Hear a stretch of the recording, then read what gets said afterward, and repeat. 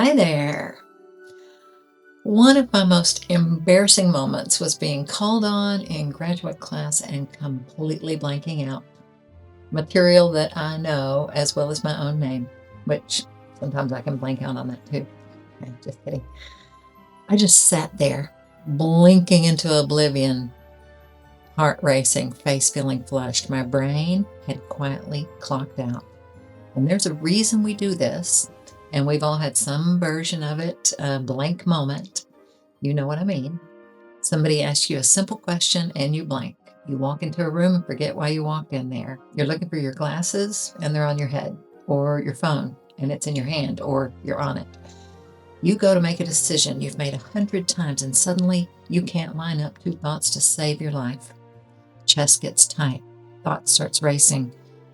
Thoughts start racing. And there's then this lovely little voice in the back going, "What's wrong with you? Come on, get it together." And the harder you try to remember, the worse it gets, right? That used to really bug me. Why does my brain freeze at times I need it, especially when I might need it the most?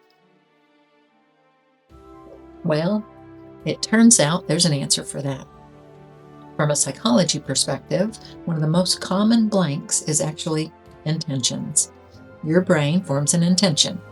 I need to send an email. And you get interrupted, and the intention never makes it into action. And then people often remember the task hours later while showering or driving or trying to fall asleep.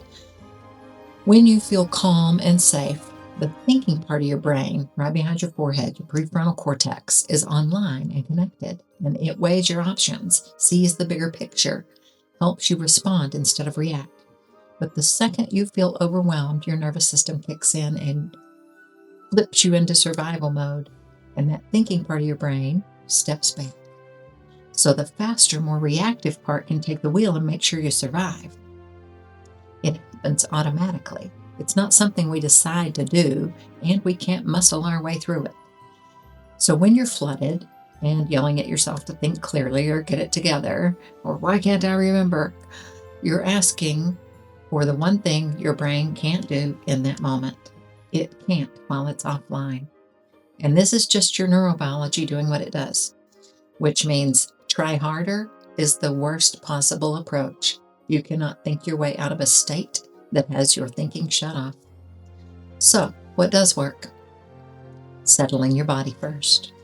Before you ask it to think, when the flood hits, do 3 little things. Name it, just quietly. Oh, I'm activated right now. That alone backs me out of the feeling just enough. And then slow your breath down, and make the exhale longer than the breath in, which basically tells the body there's no emergency here. And then look around and let your eyes notice a few things, just normal things around the room: a plant, a lamp, a door, the floor, a wall, whatever there is. That reminds your system that you're here in this moment and you're fine right now. And then I go back to whatever I was wrestling with, and 9 times out of 10, I can then remember. The thing that felt impossible to remember just a minute ago is suddenly rememberable because I've shifted myself back into thinking brain instead of into nervous system autopilot. Now, I know slowing down feels like the last thing you've got time for when you are scrambling to remember something in the moment. I get it. But practicing the pause can bring your brain back online,